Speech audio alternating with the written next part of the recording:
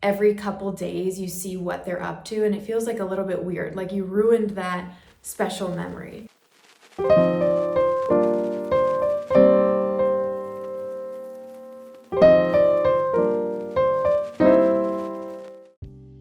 Hello, I'm Charlotte, and today I'm going to be talking about being off social media for 2 years, kind of. So 2 years ago, I deleted Instagram, TikTok, and Snapchat, and that was after many, many years of being on those apps and feeling like I could never leave. They were really addictive for me, and I wasn't reaping many benefits, but I felt like I couldn't leave them. And I made a video about that a year ago. And I just wanted to do kind of like an update video on that. So I want to talk about briefly why I deleted a lot of social media, and then kind of what I've observed over the past 2 years. And then what I'm thinking kind of moving forward. As I mentioned, I deleted Snapchat, Instagram, TikTok. Those were the ones really taking up most of my time and mental space. I still kept some other accounts like Facebook. I use it to sell stuff or buy stuff online, Facebook Marketplace. And then LinkedIn, I still have that, which is helpful for job, career stuff. And then what else? I think those are the only two. I mean, I know WhatsApp and messages counts as well, but I'm not really counting that. Oh, and YouTube. I kept YouTube too because I wanted to make videos. It was just really stressful constantly knowing what everyone was doing. You know how sometimes you'll meet someone on a plane really spontaneously and you like hit it off and they're this like kindred spirit, and in the olden days you would just move on and never see them again, but have this like amazing memory of you meeting this random person on a plane. I feel like now you ask for their social media and then you never actually talk in the future, but you just every couple days you see what they're up to, and it feels like a little bit weird, like you ruined that special memory. Life is about having people come in and out of your life, and like there's some people that stay in your life for a while that are really important, but a lot of people you're not meant to be always in contact with or always knowing what they're doing. Just think about how many people you frequently communicate with, like on a daily basis. It's probably a close friend, a significant other, and your parents or children. You're not communicating frequently with your 500 or thousands of followers that you have on Instagram. So it just doesn't really seem natural. I think the most basic reason I really needed to delete Instagram was because I found myself comparing myself to everyone, friends, acquaintances, about my life, about my appearance, all sorts of things. And so it was really just causing more anxiety, and I felt like everything that I was posting was like this brief high of like, I hope people like this and I hope I'm like positively received by others.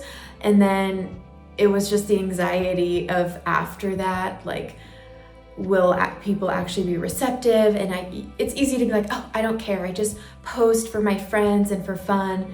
Sure, you can do it for your friends, but if you have like 500 other people that are also monitoring it, or you're monitoring whether they are looking at your stuff, those thoughts start to creep in.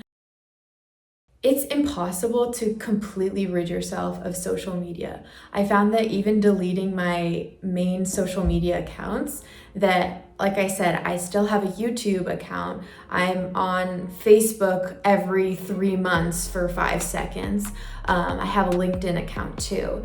And I feel like all of these platforms, you don't realize, but it's kind of doing the same thing that you think you're getting away from if you're deleting Instagram or TikTok or something like that. For example, Reels are everywhere now. I did not expect there to be Reels on LinkedIn, but you can make those now. And when I quickly log into my LinkedIn page to edit something or something, I see on my homepage these random Reels of a girl showing a day in the life of her job at whatever company. It's so odd to me. That reel format is really addictive because they're so short and you can just go to the next one and think the next one's going to be better, and it kind of keeps you in this loop. And it also reinforces that like constant need for stimulation. So I think it's just not great for your brain to be always on reels. And so I found it annoying that that's sort of creeped into all other forms of social media, not just TikTok and Instagram. Also, with regards to my YouTube consumption, I primarily just watch kind of like silly comedy sketch videos or some podcasts or news type things. But even with these kinds of videos, I find myself sometimes while I'm watching, scrolling to find the next video. And so I'm not like fully engaged in the video that I'm watching, or looking at the comments to see what everyone else is saying. And so things like this, I feel like I catch myself and I didn't realize I was doing it. And it's kind of a sign to me that I'm not being as mindful with my consumption as I thought. And it just showed me how easy it is to kind of just constantly be distracted when you're on like any type of social media. I think once you get in the rabbit hole of watching videos on YouTube or Instagram or whatever platform, you kind of get hooked, and then you have this like insatiable desire to be entertained. And it's almost like the video you're watching is semi-entertaining, but surely the next video will be more entertaining and you just have to watch it. I also found that I was using LinkedIn a lot more than I thought, not because I was using any particular feature on LinkedIn, but just because I have this kind of like compulsion to like check updates. And so, you know, I check the weather app, I check my email, my messages, and then I still had LinkedIn open. So I would start to look at that, and on my homepage, it was really boring. There was like nothing too interesting that was going on. I wasn't really doing anything, but I found that like I was still a little bit in the trap of social media, of like needing a platform to kind of check in with. And like whenever you're bored or like slightly uncomfortable, the go-to was to like, oh, let me just look at my LinkedIn for some reason. Then with Instagram, obviously I haven't had an account, but you can still look at people's profiles. So sometimes people would send me things or something and I would kind of look at someone's profile. But the good thing is that if you try and click on more than one post, like it won't let you unless you have an account. I feel like that's a pretty good feature that helped me. One downside of not having an Instagram account, which I didn't really think about, was that Instagram can actually be pretty useful as far as gathering information about clubs, organizations, companies, like people that you need to talk to or want to learn about. It's not really been a huge deal, but every so often there's like something I want to research and I want to learn a little bit more about, and looking on their Instagram is kind of where they put most of their information. So, I mean, not a huge deal, but yeah. So some digital boundaries that I created these past couple years were blocking different social media websites on browsers. So like I said, Instagram, you can still kind of look at the homepage of someone even if you don't have an account. So on my phone and on my computer, I would block it on different browsers. Same thing with LinkedIn. I didn't do this at first, but once I noticed that I was checking LinkedIn like compulsively sometimes, I blocked it on my phone's web browser and on my computer. Another thing I try to do is that when I watch videos on YouTube, I try and watch longer format videos so I don't get into like the cycle of those short videos that like keep you going.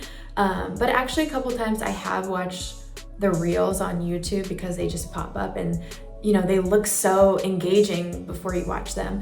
But what I've done is once I watch a video, I exit out of it. So I kind of like pretended that it was not the same feature as Instagram where you could keep scrolling.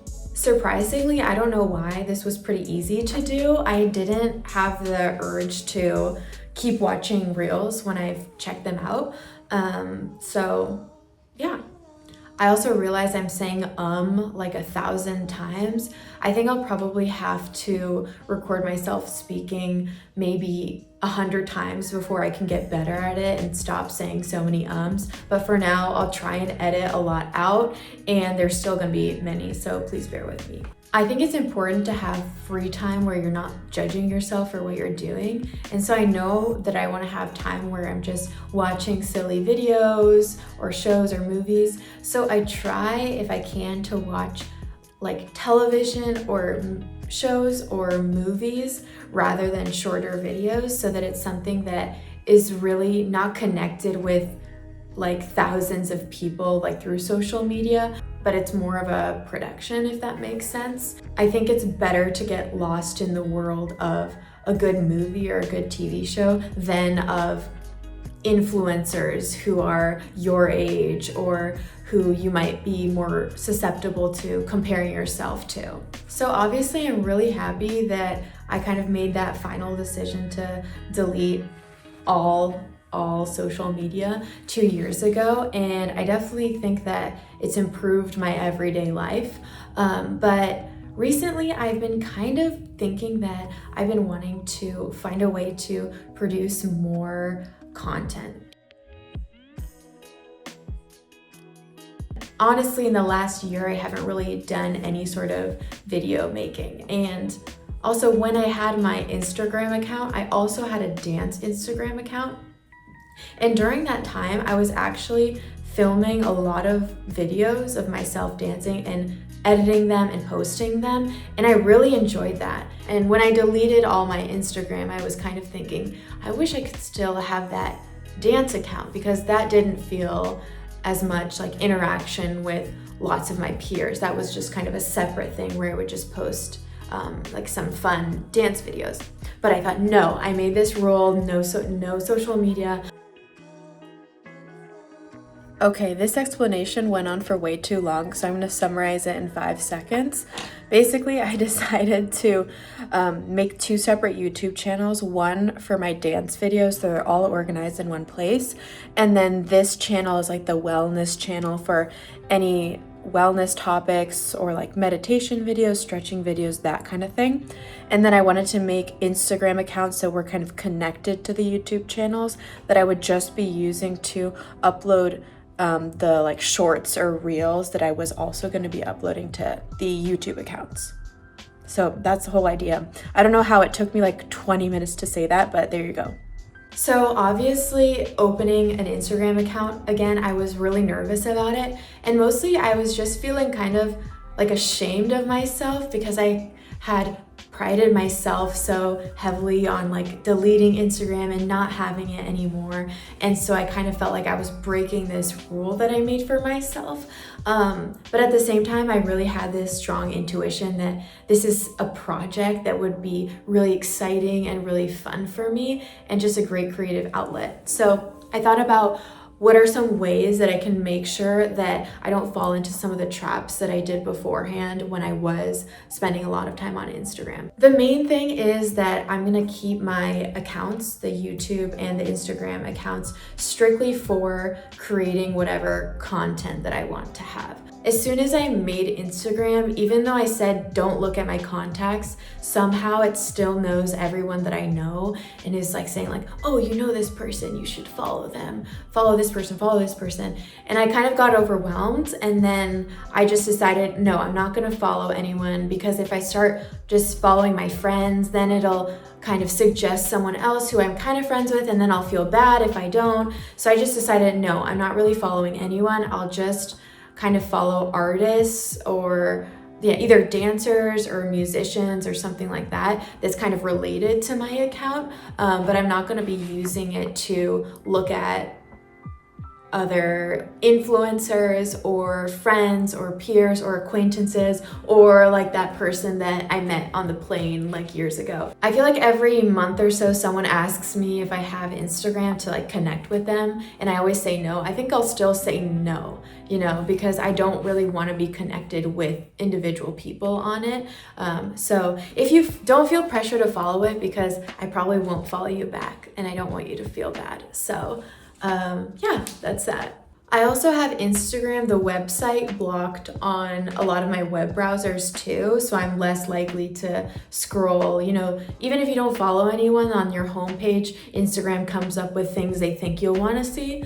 So this is my plan for now, and I'm super excited about it. Obviously, I'm going to be monitoring how this feels. I know that if at any point it becomes really overwhelming or stressful, I can disable the account. I can delete the account. I definitely noticed quite a bit of self-judgment and shame. I'm making this video about not being on social media, and I made the other video and I just felt so strongly about it, and then now here I'm saying that I'm going back on it. I also definitely worry about people seeing what I'm posting, the dance videos and the videos on the other account, this channel account. My friends, family, and honestly what makes me most nervous is like acquaintances that I've met in passing. I don't know why that makes me the most like self-conscious. So it definitely makes me a little bit nervous, but I don't want that to stop me from actually making these videos that I want to make. Part of producing anything, like any sort of art, any sort of film or anything online, or even starting a business, part of that process is putting something out there that you're a little bit nervous about. And I think that that's really normal, and that's kind of where you succeed if you push yourself out of your comfort zone to like really go for something and try something. And I think that a lot of people, you know, have a lot of ideas in their head, like a lot of creative or innovative ideas. And they can easily look at a piece of artwork at a museum or an app on their phone and be like, well, I could have made this. But you didn't make it because you didn't put yourself out there to really commit to it and trying it. So that's what I'm kind of trying to do here. And that's a reminder to myself that it's part of the process to be a little bit uncomfortable, and doesn't mean it's not worth it. I'm able to reflect on topics that are interesting to me through the process of making these videos. I'm able to choreograph and dance, and so this is helping me formalize that and getting the ideas that are in my head out into the world. So even if it's just about that process, I'm excited about that. There doesn't have to be some sort of end goal or end result. I think I had a lot of judgment about like how much social media I'm consuming, and like, oh my gosh, it's so bad for your brain. Every time you watch a reel, you're just like losing brain cells, when I really could be, going for a run or reading about something really intellectual or something like that.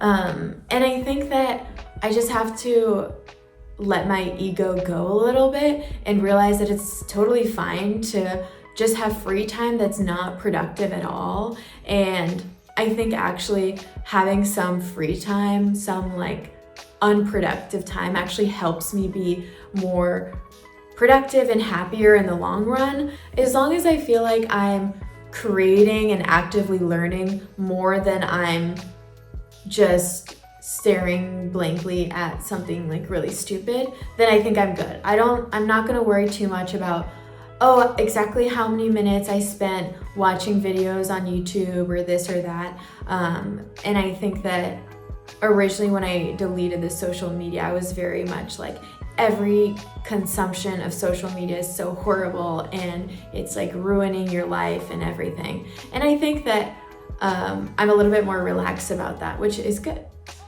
And there are lots of benefits to social media that I have overlooked in the past. As I said, for artists, creators, it's a great platform to share your work. Social media really at the core gets at this human need for connection. So it's really normal to want to participate in some capacity. It's normal to want to feel connected to your community. And I feel like especially during COVID, when a lot of the connection was broken, social media became a place for a lot of younger people and people of all ages, but to kind of find more connection. And so I mean, obviously too much is a bad thing, but it comes from a place of like a natural human need, and being connected to other people and sharing fun memories and moments is really important and really great for your overall happiness. For example, during the week, my boyfriend will find 10 really stupid reels that he thinks are really funny, and he's really excited to show them to me on the weekend. And then when we watch them together, it's really fun. And it's not like improving our minds or anything. It's a moment of connection that is really enjoyable and makes my life better. So that doesn't necessarily have to be a negative thing. So the closing is that I want to leverage the benefits that social media has to offer, not beat myself up for being on it, and I want to just have fun with these creative projects wherever they may lead. And if I feel inspired or motivated, I want to go for it. I don't want to hold back. And also there's no pressure. Like, one day in the middle of the night, I started making a list of like, oh, if I make this in this time, and then I edit this at this time, then I have this many videos by this date. And then I realized I was gonna drive myself crazy if I did that. So there's really no pressure. I'm like right now enjoying kind of compiling all my old dance videos and like some of the videos for this channel. But if at any point I don't feel motivated, it doesn't matter. I don't need to keep posting. But for now, I'm excited about it. I want to go for it and not worry too much. I can trust myself. If this becomes stressful, I don't need to do it anymore. And I know that I can do this in a way that's a little bit more mindful. I think that it was important for me to do the cold turkey of no Instagram at all for 2 years. And now I think that I'm in a place where it's not as like triggering to be on social media. I think I have good self-awareness and judgment, so I trust myself to proceed as works best for me. The conclusion is it's great to take a break from social media and not be on it too much. And it can also be something fun if you do it in a mindful and thoughtful way.